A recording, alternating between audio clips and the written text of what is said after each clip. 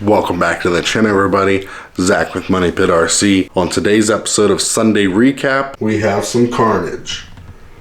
All these vehicles on the bench are broken. So the past weekend, we took a trip down to White Rose, which is one of my local hobby shops. Huge outdoor crawler course, all concrete. So with these taking a tumble, I expected stuff to break. So we're just gonna go over what we broke and we're gonna fix them, and then we're just gonna talk about what we did in the past week. All right, we're gonna start with the biggest vehicle. We mainly took the 124 scales down to White Rose, but I decided to take my SCX-10 base camp, and I'm pretty sure we either broke a rear axle or we stripped out the portal gears. So we're gonna get this wheel and tire off and see what damage we did. Strip those gears clean off. So at least I didn't break the axle shaft.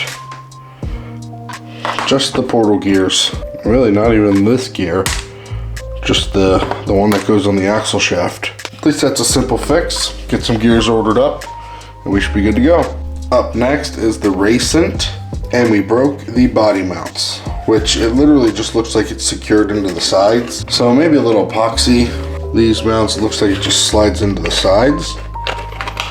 So probably just super glue these back on and call it a day, just because it's one of those cheap cars. So nothing a little super glue can't fix. All right, while that glue is drying, we did have a mishap with the Bronco. We broke a rear link mount.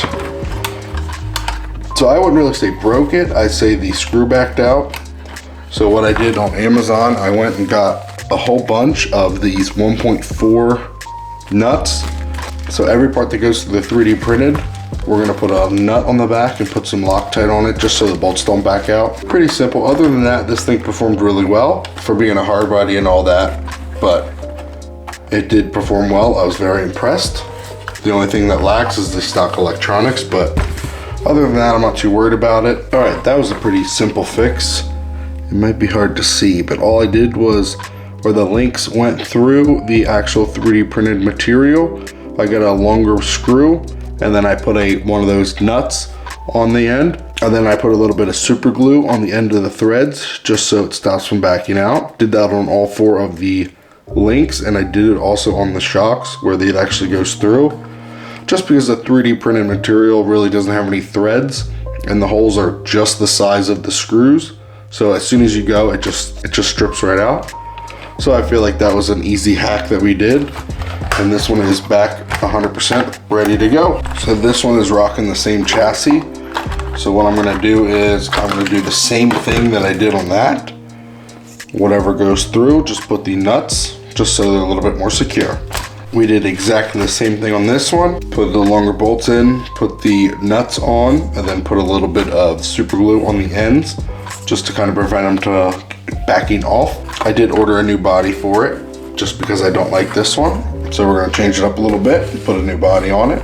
And I think this one should be ready for its showdown. So this one really didn't break. It performed really well.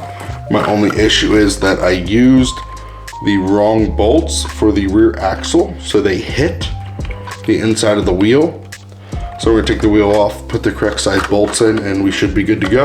All right, scratch that idea. We just ended up throwing on some hex extensions just to give it a little bit wider width, and it also spaced it out so the wheel does not hit.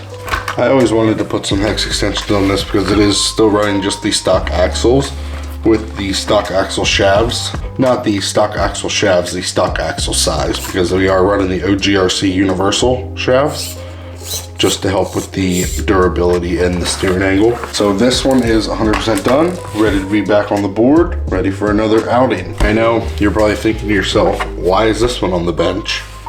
Well, in my last video, we did some upgrades, and I told you that the steering servo would take a crap, and it did. Completely stripped out the steering servo. So what we're gonna do is, I do have a Emax laying around, so we're gonna toss one of those in. We found an NTF Hobby 12-gram servo. We put in also a Ramp Crab universal servo mount, which I do enjoy these servo mounts. Like I said, they're universal, so you can change the positions and they basically fit any servo. So I like that, I put that in there. So this one is all ready to go. Other than that, we're gonna do a couple more modifications on this. We're just gonna keep it simple. So keep your eyes peeled for that because it's gonna be good. We made some very good progress on the rock buggy. I would say it's 85% done. We got some new Little Guy Racing Black Label tires. Very nice beadlock wheels. We have all Trio parts. We have the blue anodized lower links. We have the diff covers. I also have the OGRC universal CVD axles in all four corners. We did some ramp crab servos just because they are very cheap and also very good. So as you can see, I still have the stock ESC and the stock motor and all that in this. That is not going to stay. I just wanted to get this thing up and running just so I have an idea. So right now I have the rear wheel steer up to channel 3. So it's full lock, which I don't like that. It's not that good.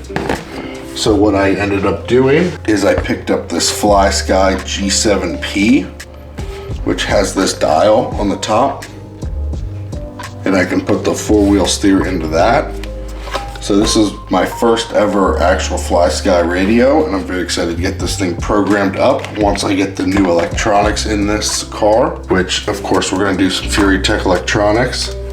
So once I get all that installed, get it programmed, this thing will be 100% ready to go. Also for the buggy, we got some extended blue links. So we're gonna have the Gladiator rear, and then we're gonna have the Bronco rear and put them in the front. Then I also got the hex extensions to extend the track width. Other than that, I think this build will be complete 120%. I hope you guys enjoyed this episode of Sunday Recap. I know the video was a lot of repairing my rigs, but I had a blast at White Rose. That's kind of what you get for crawling on all these rocks and these little cars falling off 2-3 foot cliffs. They're gonna break.